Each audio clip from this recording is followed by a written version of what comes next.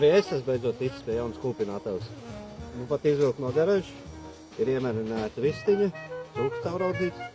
Mēģināsim kaut ko kūpināt. Te mums ir cūks cauraudzīts, vēdergabals. Viņš ir 2 dienas sālījumā, garšvielās, ķiploki, sāls, cukurs, etiķi bišķiņ, garšvielas. Un skatīsimies, kas sanāk. Viss tā arī ir 2 dienas noturēta marinādē. Šeit ir tātad arī etiķi ūdens maisījums, sāls, pipari, speciālā vistas garšviela un kaut kā tā. Mēs izmantosim žāvētu, kaltētu augšķu malku. Vakar nogriez arī vienu zaļu alksnīti, sagarināja malku būs.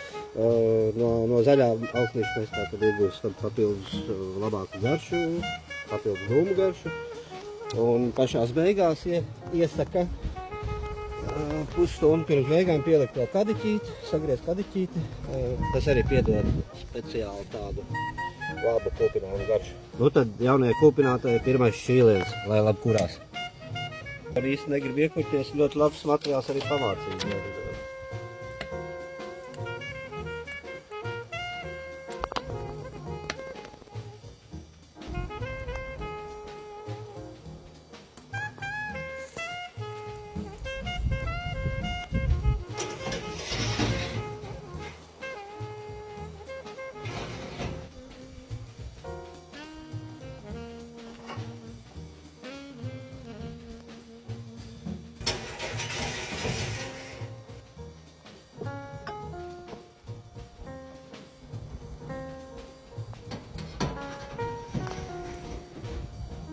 Abas Bluetooth termometru.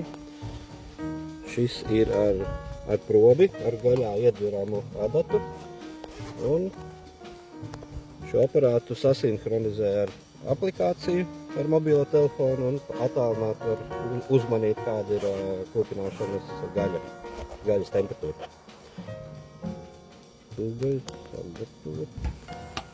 Kad aplikācija mobilā ir uzstādīta, ņemam tātad šo gaļas probi, zondi, iesprāžam gaļā. Mūsu gadījumā cūgaļā iesprādīsim, jo man ir svarīgāk tieši cūgaļas gatavošanas temperatūra. Un attālināt mobilajā aplikācijā varam sekot līdzi temperatūras režīmiem un saprast, kad ir gaļa gatava. Cauraudžu kūpināšanai vēlamā temperatūra iekšā ir 80 grādi. Un līdz ko aplikācijā mēs sasniedzam šo temperatūru, tad ir gaļa gatava un var ņemt nost. Tepat meža malā sagriez kadiķīti. Ieliksim iekšā pirms, kad kūpināšana iet uz beigām, pieliek kadiķīti, viņš piedod tādu īpašu garšu kūpinājumam.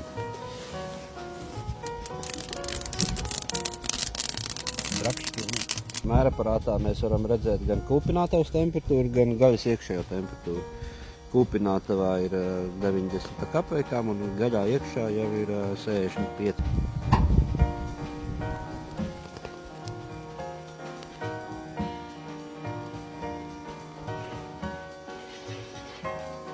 Vistas spārniņš šādi mums izskatās. Te būs cūks cauraudzīts.